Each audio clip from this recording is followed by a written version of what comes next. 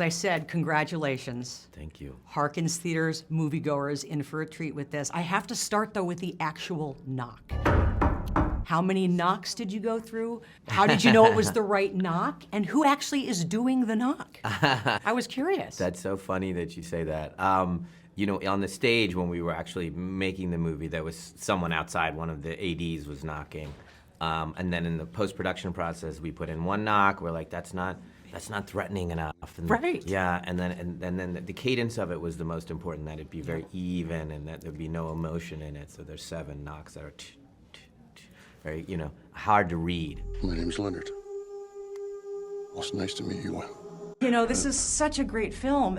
You have to be thrilled by some of the early reviews. I am. You know, I don't want to get ahead of myself, so I don't want to get too excited. I want to wait till everybody's, you know, it's out and released. And I try, with every film, I try not to get ahead of myself. But for this one, I'm just particularly anxious about, so. Can I ask, what about this is making you anxious? I mean, I know that you've always self-doubted as it relates to this, but... That's what it is. It's me.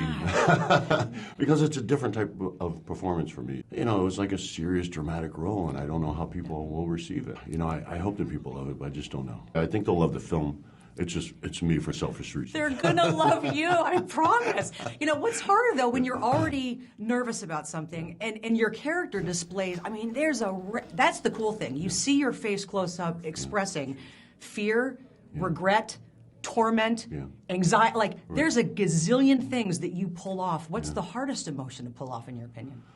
Well, I mean, it's like kind of the full gambit, you know, it's the full range. It's just going to that place, and it's, the performance itself was tough for me because sometimes my instincts were wrong. I was really following Knight's lead, and sometimes where I wanted to go emotionally wasn't where he wanted me to go. Okay. So sometimes he was telling me to refrain from what I was feeling and go a different direction with it and kind of restrain myself and don't go there yet, save it, save it, save it.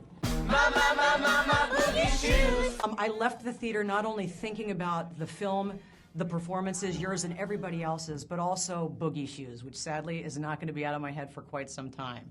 What is that song for you in a car, like Boogie Shoes in the trailer in the film? Yeah. What gets you up and moving every time? Oh, every time? Oh, Michael Jackson. Oh, for sure. Yeah. Did you ever see him in concert?